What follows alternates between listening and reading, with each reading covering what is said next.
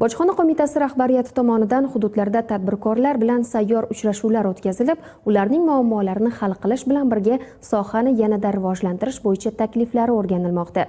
Muxbirimiz Jizzax viloyatidagi ishlab chiqarish korxonalarida o'tkazilgan sayyor uchrashuvlar tafsiloti bilan mavzuni davom ettiradi.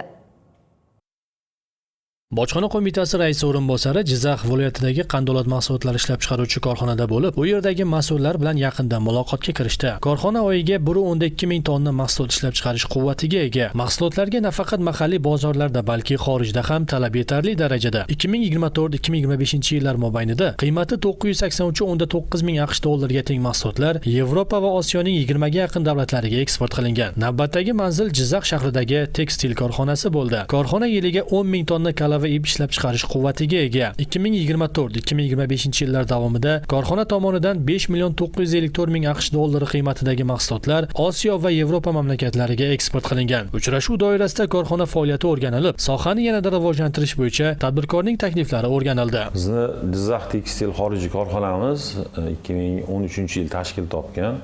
Hozirda 950 nafar ishchi xodimlarimiz bor. Korxonamizda asosiy mahsulotlari kalava ip va mato va bo'yalgan mato mahsulotlarimiz ishlab chiqiladi. Biz bu mahsulotlarni asosan Yevropa, Markaziy Osiyo davlatlariga eksport qilamiz. Ishlab chiqarilgan mahsulotlarimiz asosan Osiyo va Yevropa davlatlariga eksport qilinadi. Bugun korxonamizga Bojxona qo'mita raisi o'rinbosari tashrif buyurdi. Korxonamiz rahbariyati tomonidan va Bojxona qo'mitasi xodimlari tomonidan sayyor uchrashuv tashkil qilindi korxonamizda.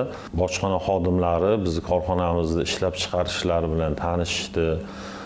Mahsulotlarni eksport qilinadigan mahsulotlarni ko'zdan kechirib, bizga kerakli bo'lgan ma'lumotlarni va takliflarni berishdi.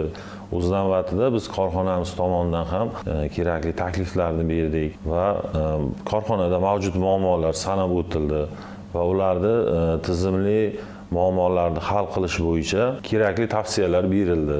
Bundan tashqari bojxona mas'ullari avtomobil va yengil motorli transport vositalarining ulgurji savdosi bilan shug'ullanuvchi korxona faoliyati bilan ham tanishdi. Bugungi kunda korxonada yiliga 4000 dona zamonaviy avtomobillar ishlab chiqarilmoqda. Buning natijasida 1200 nafar mahalliy aholi bandligi ta'minlangan. Sayyor o'rganishlar davomida import jarayonida yuzaga kelishi mumkin bo'lgan masalalar muhokama qilinib, sohani yanada rivojlantirish bo'yicha zamonaviy yondashuv va fikrlar ilgari surildi. Qolaversa, korxonalar tomonidan bildirilgan taklif va muammolarni belgilangan tartibda ko'rib chiqish hamda ularni ijobiy hal qilish bo'yicha mas'ullarga ko'rsatmalar berildi.